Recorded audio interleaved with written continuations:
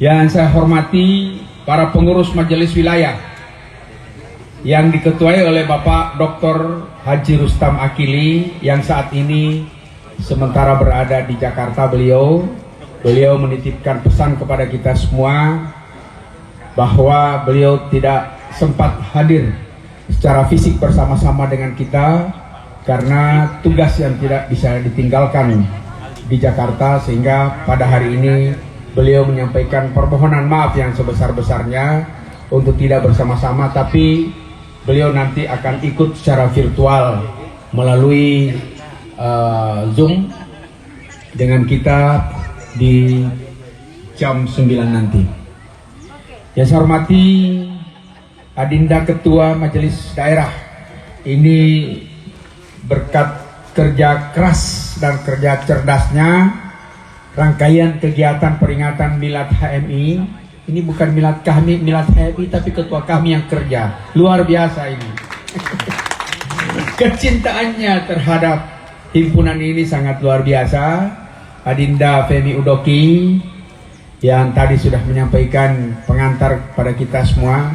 Beliau adalah Ketua Majelis Daerah Kahmi Kota Gorontalo bersama seluruh jajaran yang tak dapat saya sebutkan satu persatu, karena majelis wilayah maupun majelis daerah kami itu sekarang ini sudah menempati pada posisi-posisi penting, baik sebagai pejabat di lingkungan birokrasi di daerah, provinsi, kabupaten, kota, di lingkungan kampus, akademisi, ada politisi, ada pengusaha, dan ada menjadi aktivis terus-menerus juga.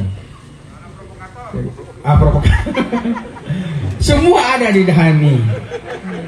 Hadirin wal hadirat yang saya cintai dan saya banggakan, puji dan syukur sama mari kita panjatkan kehadirat Allah Subhanahu wa taala atas segala nikmat dan karunia yang telah diberikan kepada kita sekalian, sehingga kita pada pagi hari ini dalam keadaan sehat walafiat beroleh kesempatan hadir bersama-sama dalam rangka kita merayakan, memperingati, menyemarakkan Milad Himpunan Mahasiswa Islam yang ke-74 tahun 2021. Milad kalau dulu di zaman saya disebut Dies Natalis. Ini ada Prof. Rauf, Ketua Senat, mohon maaf ini, Ketua Senat UNG yang saya hormati.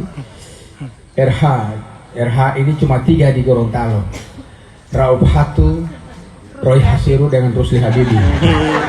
Jadi kalau semua persoalan 3 itu sudah tangani, selesai semua. Makanya ketika Bang Rauf komentar di koran bahwa dia mendukung pembentukan daerah otonom kabupaten pesisir, saya bilang sudah, kalau 2 RH setuju, Rauf Hatu dan Rusli Habibi sudah jadi itu barang. Jadi kalau sekarang disebut milad, nah, di zaman saya Dies Natalis. Tapi kalau Dies Natalis itu ke asing-asingan, ke latin-latinan dan ke barat-baratan, maka di kalangan HMI mulai tahun 90-an disebut milad. Kalau saya 80-an. Jabatan yang tertinggi yang saya pegang di HMI ini cuma Ketua Umum Cabang.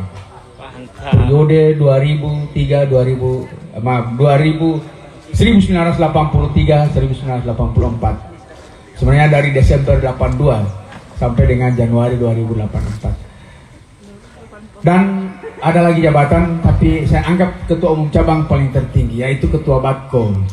Sehingga pada saat itu saya membentuk Batko Sub-Batko Sulawesi Utara yang menjadi cikal bakal Batko Sulteng, yang kemudian berubah menjadi Batko Sulawesi Sulutenggo, dan kemudian sekarang Gorontalo sudah Batko sendiri ya. Batko Sulutgo. Sekarang Sulutgo. Banyak memang kenangan Pak Kajari ini di HMI saya, karena saya dibentuk oleh HMI. Bapak dan Ibu hadirin yang saya hormati, HMI ini adalah organisasi mahasiswa tertua dan terbesar di Indonesia, bahkan di Asia Tenggara. Dia didirikan di Sekolah Tinggi Agama Islam Yogyakarta, yang ketika itu seorang mahasiswa bernama Lafrang Pane bersama kawan-kawan mendirikan HMI. Negara Republik Indonesia pada saat itu baru berusia 1 tahun 5 bulan, tepatnya tanggal 5 Februari 1947. Kita merdeka 17 Agustus 45. HMI lahir 5 Februari tahun 1947 di kota Yogyakarta.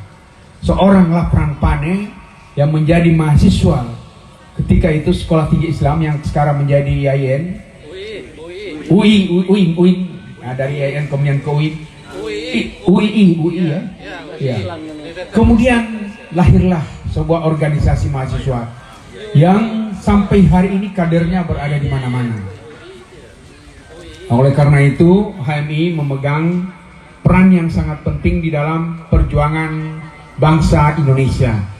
Sebab dia lahir hampir bersamaan dengan lahirnya Negara Kesatuan Republik Indonesia. Di dalam perjuangannya sama juga dengan fluktuasi perjuangan negara kita. Pada saat kelahirannya, HMI itu cuma 2 tujuannya, yaitu syiar Islam, meningkatkan syiar Islam. Yang kedua, mempertahankan Negara Kesatuan Republik Indonesia. Yang kemudian di dalam perjalanannya berubah dalam anggaran dasar anggaran rumah tangga HMI pasal 5, yaitu terbinanya insan akademis pencipta pengabdi yang bernafaskan Islam dan bertanggung jawab terhadap terwujudnya masyarakat adil dan makmur yang diridhai Allah Subhanahu wa taala. Itu yang dirumuskan dan itu yang disebut di dalam HMI sebagai insan kamil atau 5 insan cita. Insan akademis, insan pencipta, insan pengabdi, dan insan yang bernafaskan Islam dan Islam bertanggung jawab. Tentang apa? Jadi kemudian lahir konsep keindonesiaan dan keislaman atau keislaman dan keindonesiaan di dalam HMI itu dilatar belakangi oleh kecintaan kader-kader HMI terhadap Negara Kesatuan Republik Indonesia tanpa meninggalkan perjuangan melalui nilai-nilai Islam yang dituangkan di dalam NDP, nilai dasar perjuangan yang kemudian berubah menjadi nilai identitas kader di HMI. Jadi ini perjuangan HMI panjang dan sangat bersejarah dan melahirkan kader-kader pemimpin. Cuma memang sampai sekarang belum ada kader HMI yang menjadi presiden, tapi menjadi wapres sudah 2 kali, yaitu Yusuf Kala. Oleh karena itu Bapak dan Ibu sekalian, HMI tidak diragukan lagi perjuangannya untuk tegaknya Negara Kesatuan Republik Indonesia ini.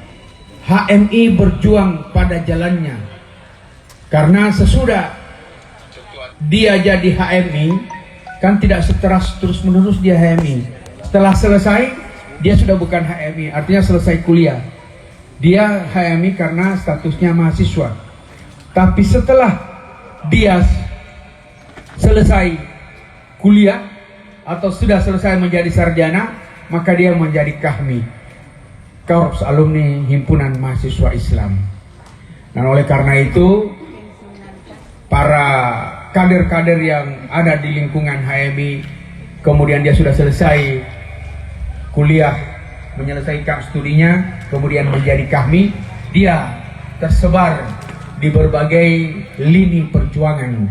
Yang saya sampaikan tadi, ada di birokrasi, ada akademisi, ada politisi, ada pengusaha, ada para profesional, ada dokter, pengacara, akuntan, dan lain sebagainya. Di semua lini ini ada. Di menteri-menteri di zaman Orde Baru itu banyak sekali kader-kader HMI. Apalagi juga di zaman reformasi. Sekarang aja itu berapa banyak kader-kader HMI. Menko Polhukam itu kader HMI. Untuk itu Bapak dan Ibu sekalian, pada kesempatan yang sangat berbahagia ini, di hari lahir kita, organisasi kita, Himpunan Mahasiswa Islam, mari kita merenung kembali tentang perjuangan